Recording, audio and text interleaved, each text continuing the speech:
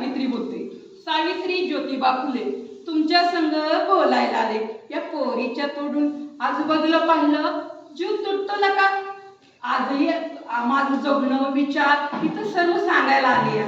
आता माझा जन्म नायगावचा, सातारा जिल्ह्यातील खंडाळा तालुका आहे ना, मग तिथं लांबच आपलं खेड नायगाव. जेमतेम माणसं गावात, माणसाला माणूस कावरायचं. आम्ही तर काय खंडोजी नेवसे पाटलांची कन्या, मग काय मागायचं आता तोरा.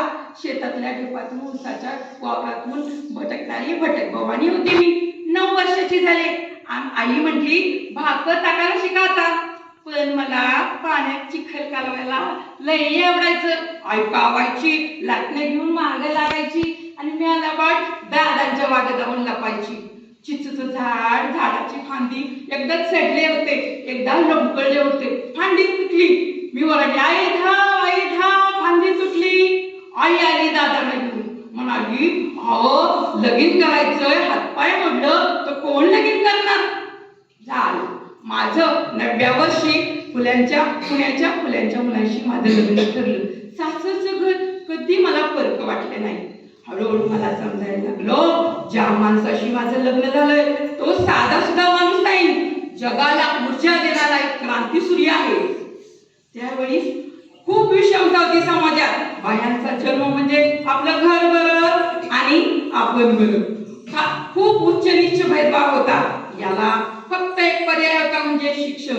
आमचं हे गावोगावी जात शिक्षणाचा प्रसार करत एकदा असंच एका कॉलेजात गेलो होतो आणि तिथं एक इंग्रजी अधिकारी फरान, त्या काय म्हणाल्या, मिस्टर फुले तुम्हाला शिक्षणाचा प्रसार करायचा आहे ना, तो first educated woman, well educated woman, whole house educated.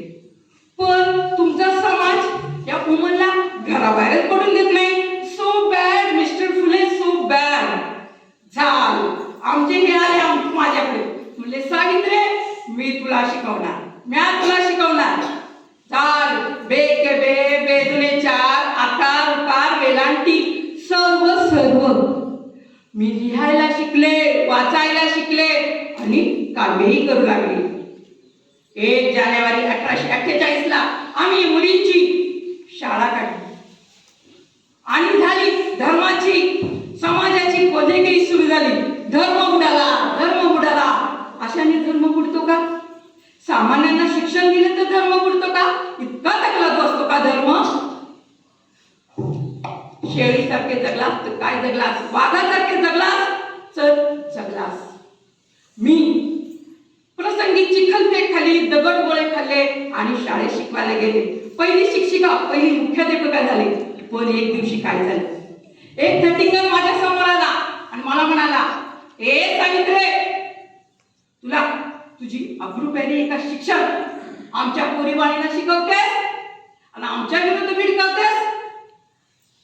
मग मी काय केलं, घेतली चप्पल, मारली त्याच्या थोबाडात आणि म्हटलं आज आलाय तो थोबाड तुटले, परत आला तर ही धरती तुझ्या रक्ताने रंगीन. जाता जाता मला एवढं सांगायचे, मुलींनो मोठं व्हा, शिका, सामर्थ्यशाली बना, सरस्वतीचं शिक्षण घ्या, पण प्रसंगी दुर्गा बनायलाही मागे फिरू नका.